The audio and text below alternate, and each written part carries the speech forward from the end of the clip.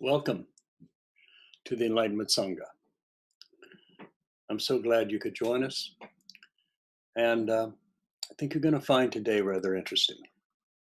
I'm looking forward to this quite a bit. Before we begin, let's just take a moment to let go of this week's energy. It's a big job, huh? Big job. So let's focus on our heart. Open your heart to the divine, to that higher nature within yourself. And let's just meditate together for this beautiful song called Samadhi.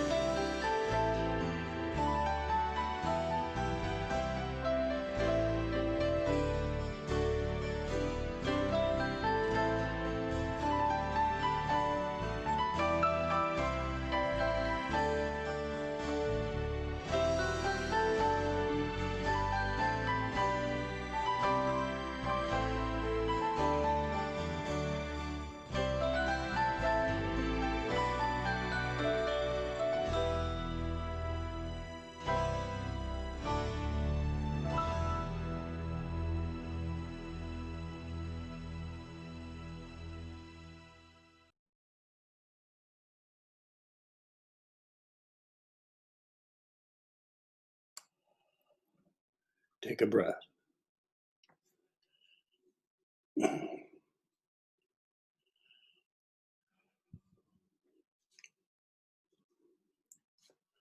Life is so beautiful.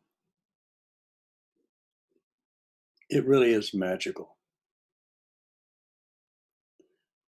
I guess, though, a lot of that depends upon what you're focusing on, right?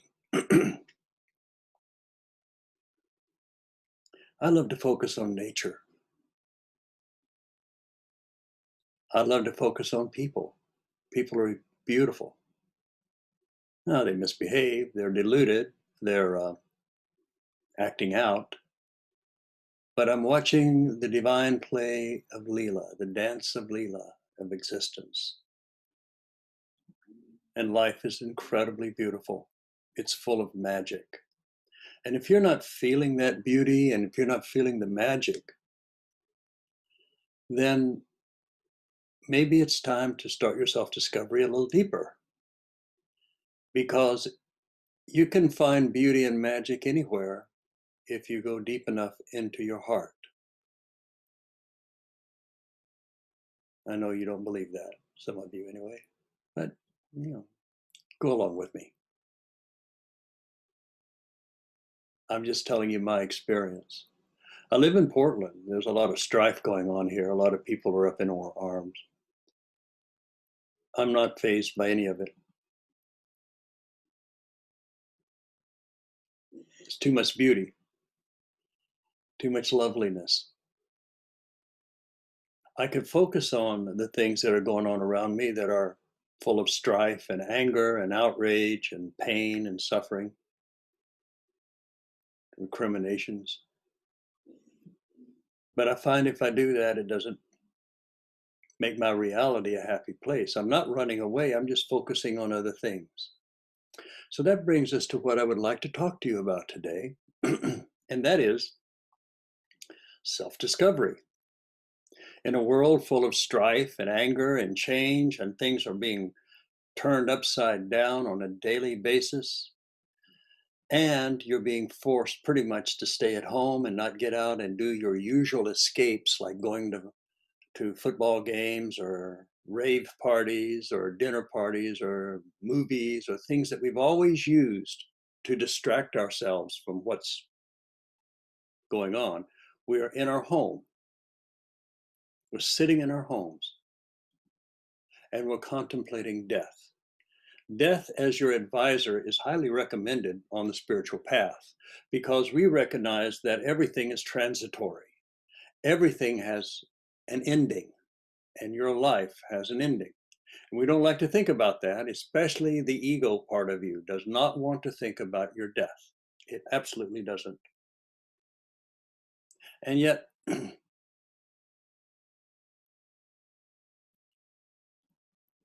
death is swallowed up in life. It has no sting to the awakened. And so the important thing to do during this time is to awaken.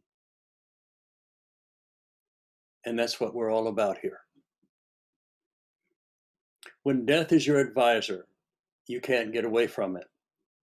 Every time you put the mask on to go out in public, you're doing it because it's an act of selfless service. Nobody knows if they have this pandemic. You can have it and not know it and still spread it. So we wear a mask not to protect ourselves from others, but to keep us from hurting others, because as Buddhists, we do no harm.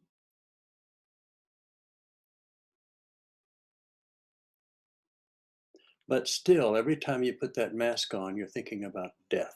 You're dying or somebody else dying, or the possibility of people dying. And it kind of puts us into a sober mood.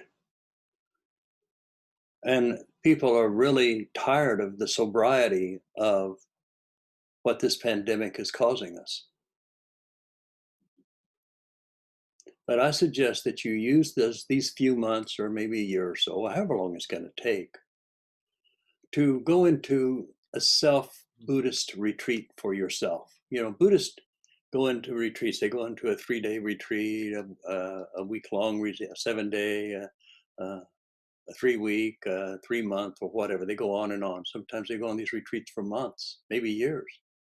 So use this time as your own personal Buddhist retreat, your own time as maybe a Christian to just deepen your your connection to spirit. As you can tell, I'm pretty eclectic here. My God is pretty huge. My God is so huge. It is part of all of the gods that people worship.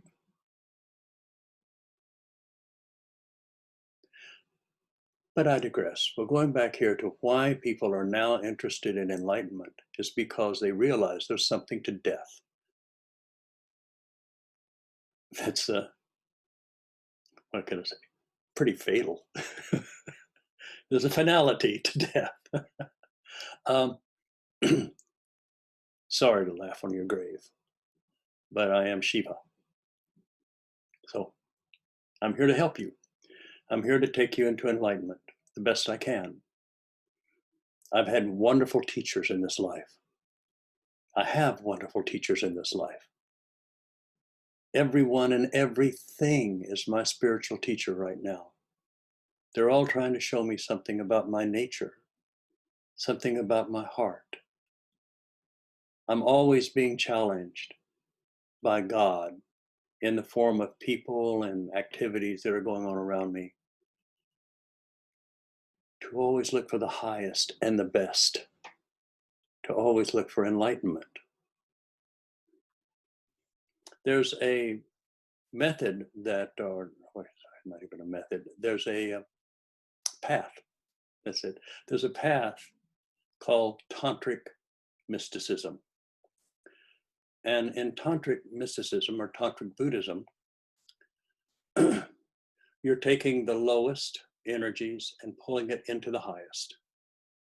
And you're taking the highest energy and pulling that divine love down into the lowest.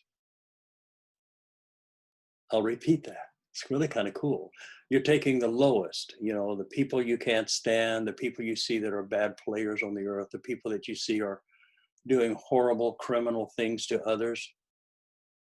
You're taking those people and you're lifting their soul into light. And then I'm pulling that light back down into their life. This is how we pray for people. We don't pray that they stop something. If they awaken, they'll definitely stop their bad behavior. If you're awakened, you don't fall for the greed. You don't fall for the power. You don't fall for all of that stuff. You're too busy falling into light. So during these times, people start to consider themselves, and you might find yourself clicking onto this very strange guy here, telling you that you need to find God. God's always been there. It's always been the divine. But you've focused elsewhere. We need to put our focus upon the divine. It's the way out. It's the way in. It's magic. It's beauty. So if you're meditating with me for the first time, I just want to maybe go over a few basic things that will help you get the most out of this day. Now, every teacher has their own methods. Every teacher has their own way of doing things, their own process. So I'm going to show you mine today. I am a tantric mystic in that I move the lower to the highest and the highest to the lower.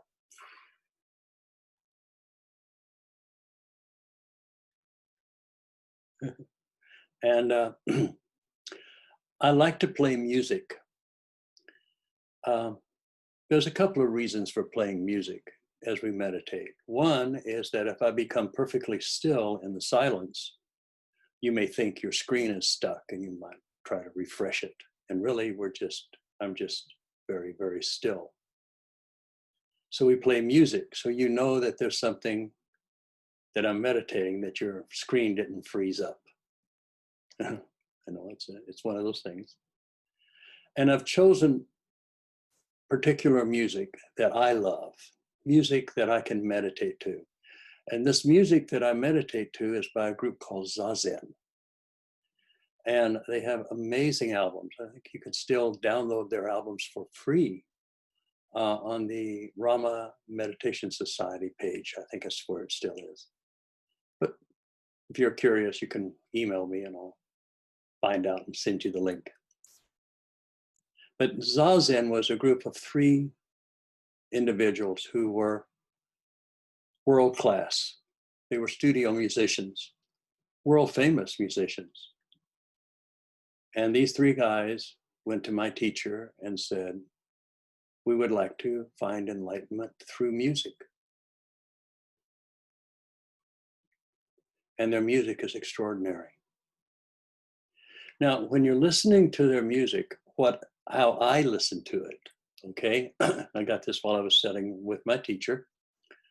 I found that inside of this flesh, inside of my auric body here, I have chakras. From the lowest to the highest, we have all these chakras. And I used to play in a concert, symphonic concert thing years ago.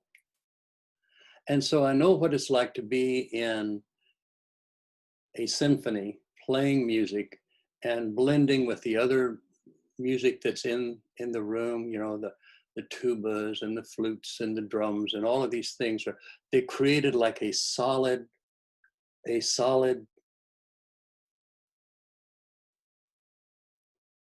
experience. I can't even explain it, but it was an experience that transcended the notes.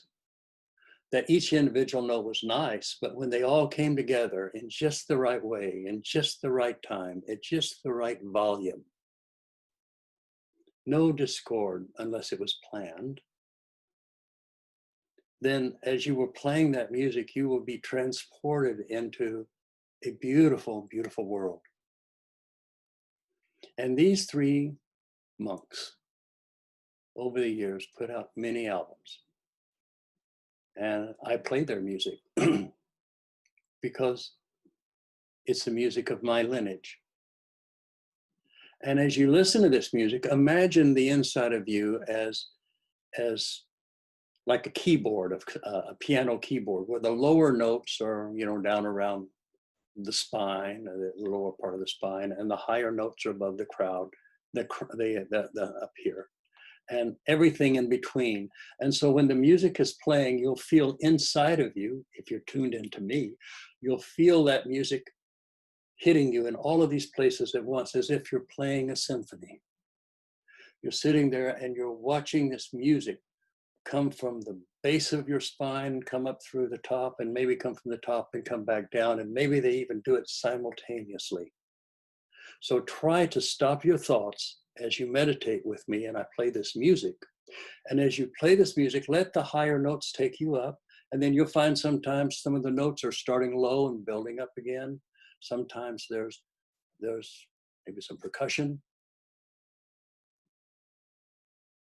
To me, meditation, in tantric meditation, is extremely dynamic.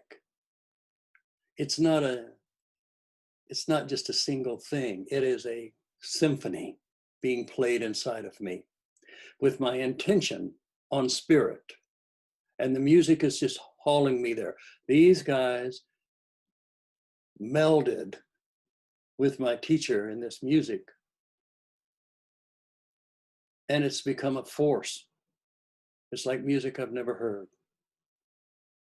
So I want you to enjoy this music as much as you can. And if you find that the music is bothering you or disturbing you, just turn your volume off and meditate. It helps if you meditate in my direction. If you keep your eyes on me, I'm right here on the old beans here.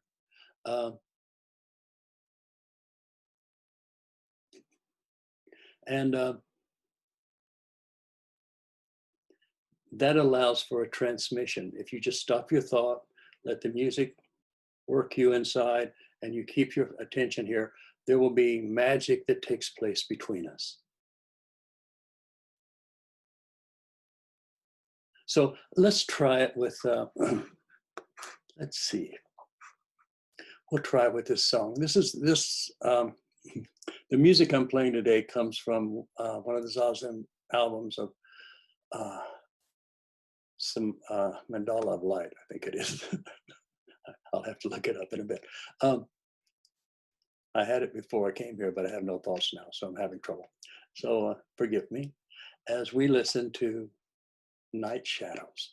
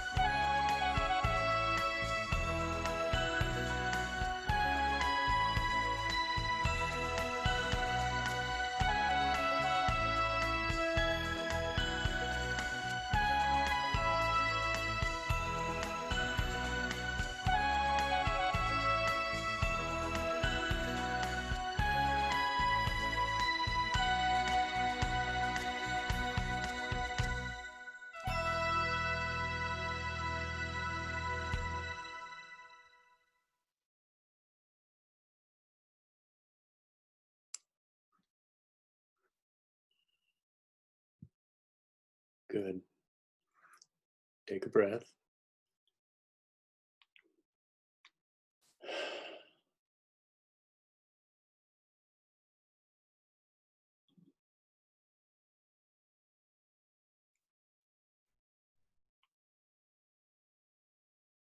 There are many ways to meditate, just like there's many ways to play solitaire. The important thing is to find your path, what works for you. Everyone is different. That's the beauty of creation.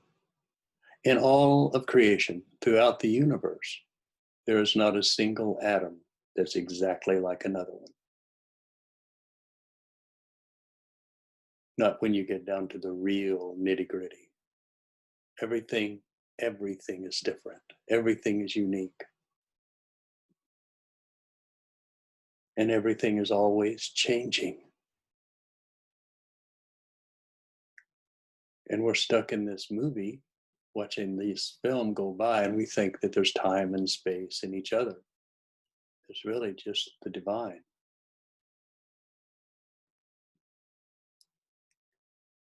And music and love.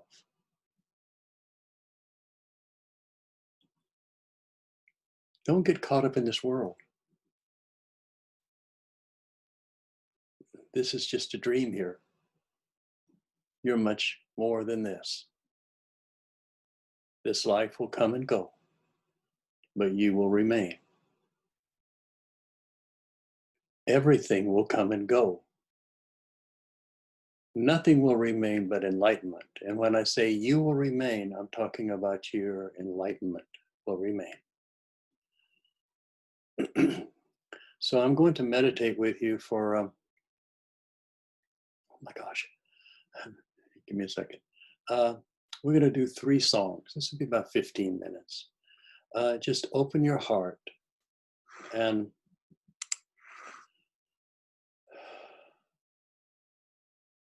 as we meditate together, focus on your heart, your throat, your third eye, and let this music just kind of work with you inside. So here we go. This is going to start with open water. Yeah. We're going to do open water, waves of light, and solarization. I got it out. So here we go. Focus on your heart first.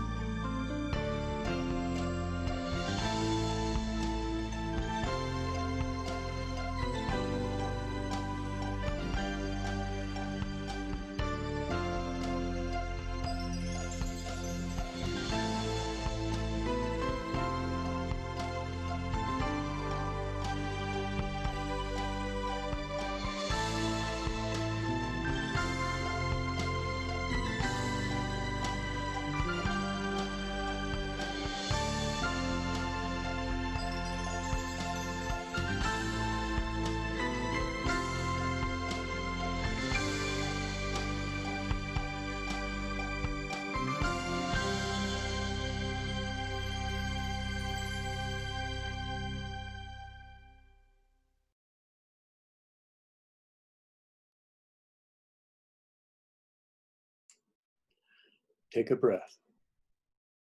Very good.